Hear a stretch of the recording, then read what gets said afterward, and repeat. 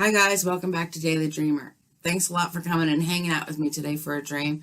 I don't know about you guys, but my dreams have been off the hooks lately. I mean, just flowing right through, let me tell you.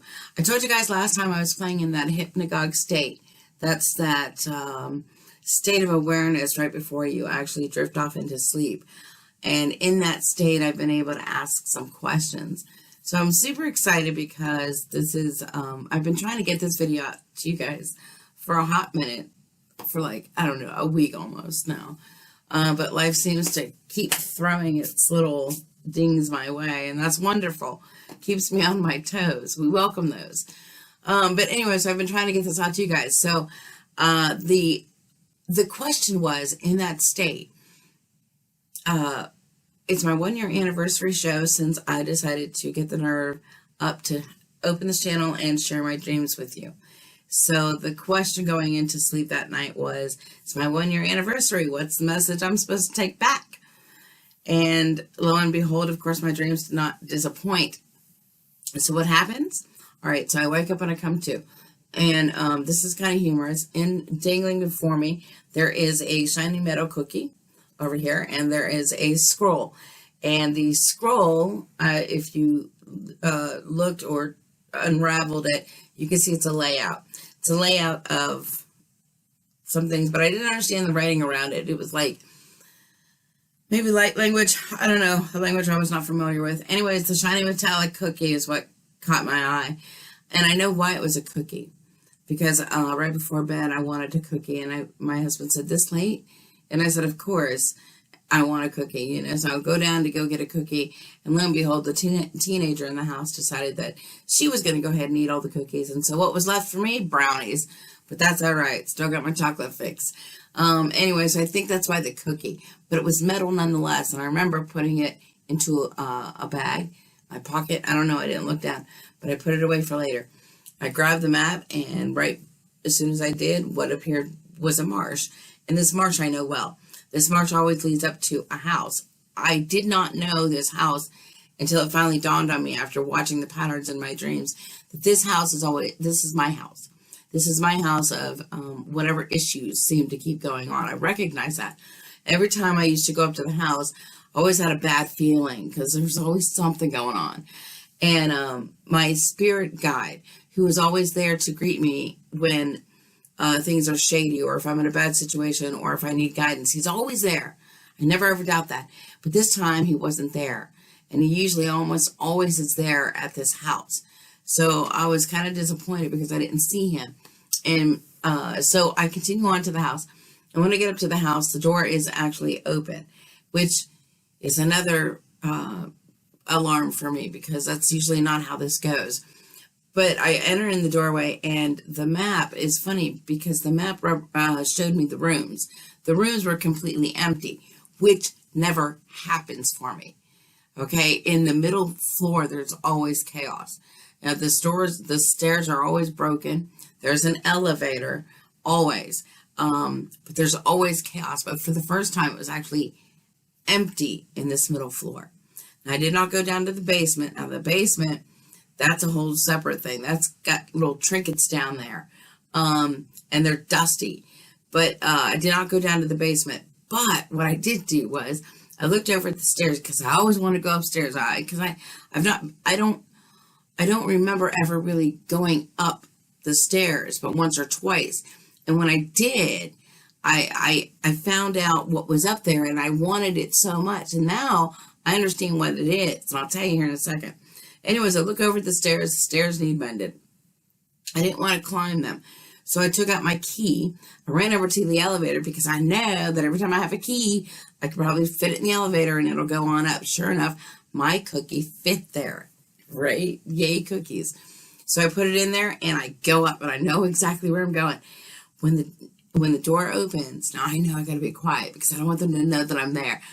But they already knew I was there, and they asked me what I was doing there. Well, I said, I don't know, the key fit. Well, it didn't dawn on me. Okay, as I'm looking over, because I'm always mesmerized by what's going on in this room, it seems like it's the nerve center, the data center for me.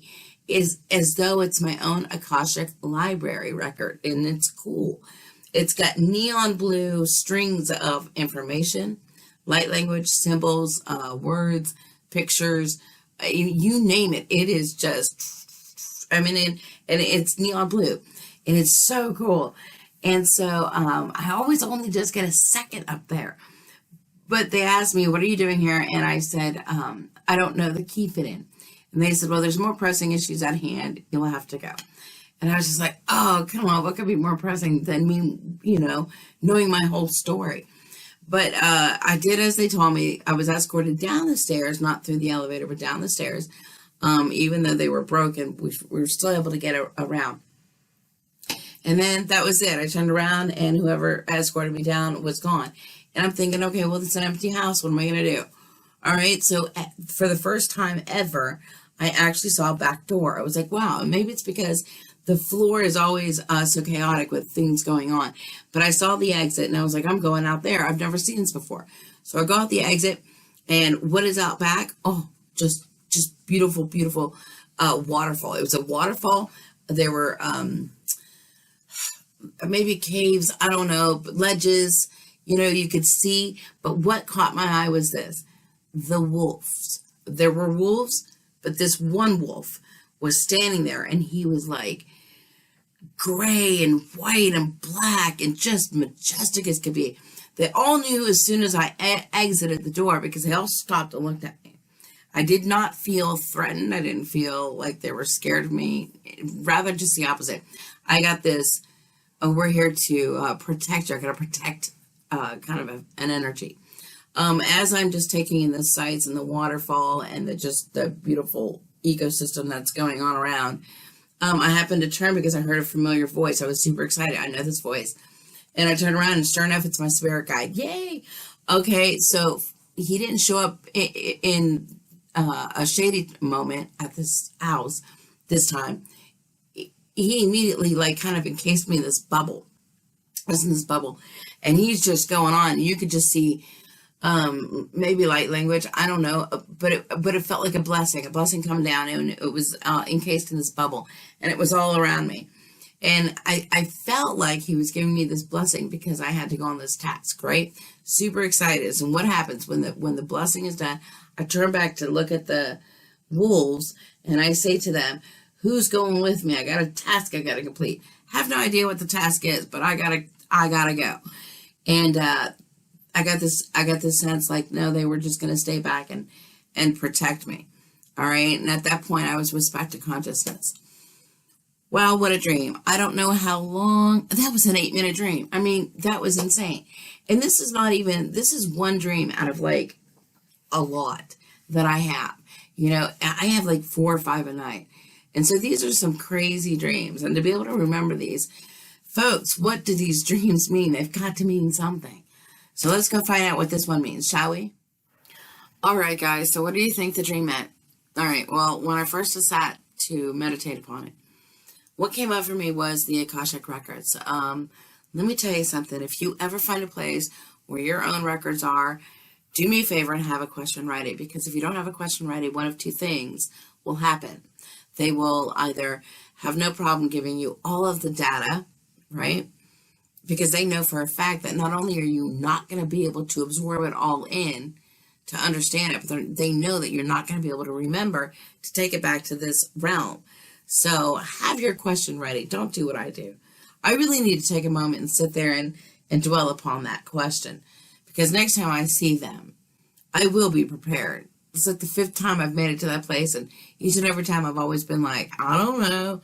Anyways, okay, moving on. The second thing that came up for me were the wolves. When wolves appear in a dream, Carl Jung used to say, when you see wolves running at you in dreams, it means because they want to come to you. I should hope so if they're chasing you in dreams, but they could mean many different things. It just depends on what they're doing. In this particular dream, the feeling and the energy that they sent back to me was that they were staying back to guide me, that they were there to protect me. And that was a wonderful feeling to feel from them. I know that when we come here with the intention of our souls wanting to share, contribute, and always create. That is what is our goal here. What's that saying? What your goal in life is to find your purpose. Your purpose is to give it away.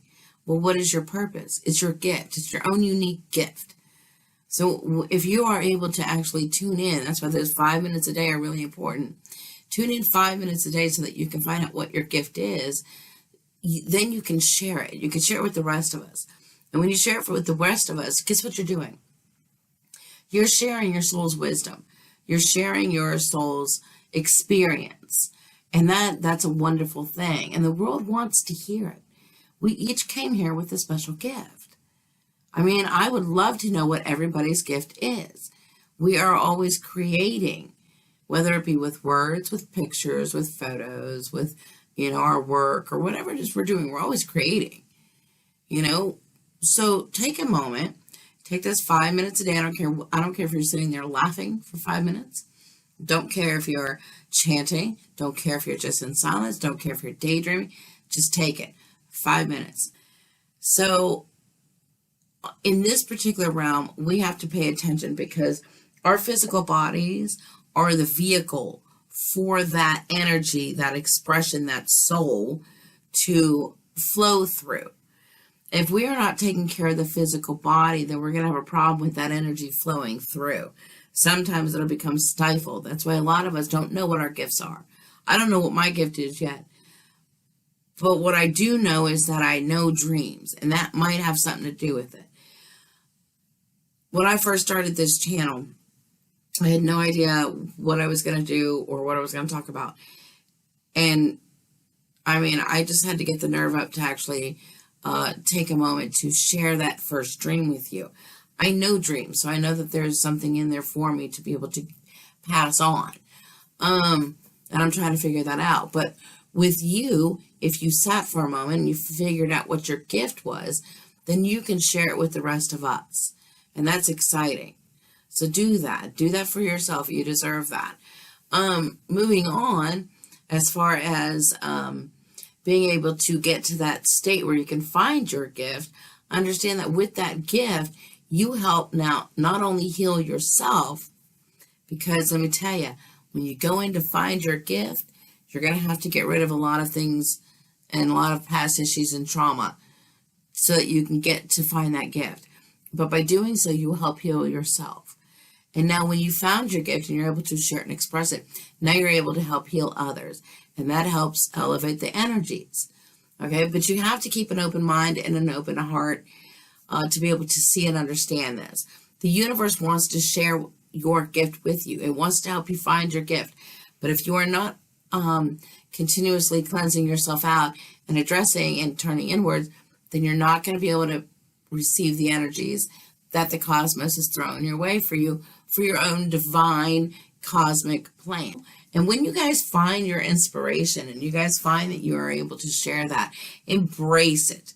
Embrace it when it happens, because now you become increasingly excited to remember that you have a deeper purpose outside of just going to work every day. And now you're starting to find out what that deeper purpose is. And now you want to start sharing. It makes you even happier to find out that you're playing a very important role, not only in yourself and in your own transformation, but in someone else's self-empowering transformation. And that's a big deal, folks. When everybody wakes up and they see that, they're able to help others, there's a sparkle that's going to be in your eyes.